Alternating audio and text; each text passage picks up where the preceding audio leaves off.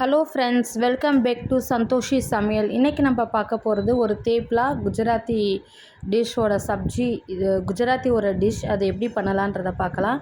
இதுக்கு 3 மாவு எடுத்திருக்கேன் நான். 1 கோதுமை மாவு, 2வது கடலை மாவு, 3வது கம்பு மாவு. இந்த 3 மாவும் நீங்கள் குவான்டிட்டி ஈக்குவலாகவும் எடுத்துக்கலாம், கொஞ்சம் கூட குறைச்சி வச்சுக்கலாம். கோதுமை மாவு மட்டும் கொஞ்சம் கூட வச்சுக்கோங்க, கம்பு மாவு கொஞ்சம் கம்மியாக வச்சுக்கோங்க, கடலை மாவு கோதுமை மாவில் கொஞ்சம் கம்மியாக எடுத்துக்கணும். அவ்வளோதான். கோதுமை மாவு மட்டும் கொஞ்சம் கூட எடுக்கணும், அதை விட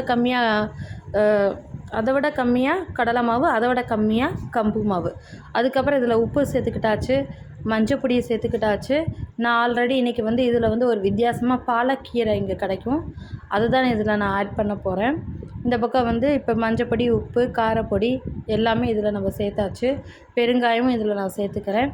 இப்போ இதெல்லாம் சேர்ந்து ஒரு கலந்து விட்டுக்கலாம். நான் மார்க்கெட்டில் பாலக்கீரை அவைலபிளாக இருக்குது. நீங்கள் பாலக்கீரையும் இப்போ சீசன் தான், நீங்கள் இதை போட்டு யூஸ் பண்ணிக்கலாம்.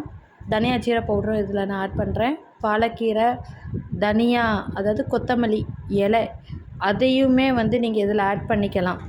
நீங்கள் என்ன கீரை உங்களுக்கு அவைலபிளாக இருக்கோ அதை கூட இதில் நீங்கள் ஆட் பண்ணிக்கலாம். இப்போ பாருங்கள், இந்த மாவோட இந்த மசாலாவுக்கு உப்பு, காரப்பொடி, தனியா சீரகம், பெருங்காயம், மஞ்சப்பொடி, காரப்பொடி எல்லாம் போட்டிருக்கோம். இதோட இந்த பாலக்கீரை கழுவுனது இதில் சேர்த்துருக்கோம்.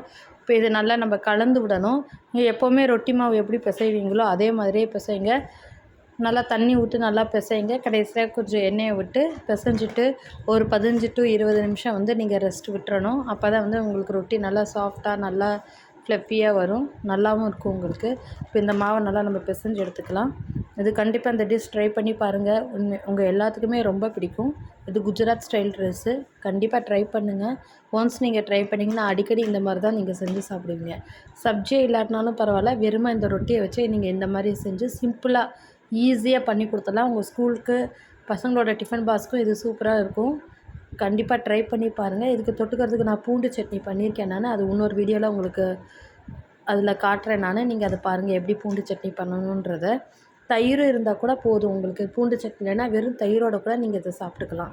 இந்த பாருங்கள், இப்போ நல்லா மாவு பாருங்கள் எப்படி பிசைகிறேன்னு பார்த்துக்கோங்க. நல்லா இந்த மாதிரி பிசைச்சி விட்டுக்கோங்கன்னா, தொட்டு பார்த்தா இப்படி அமுக்குனா சாஃப்டாக இருக்கணும், அந்த மாதிரி இருக்கணும். இப்போ வச்சு 20 மினிட்ஸ் ரெஸ்ட்டு விட்டாச்சு.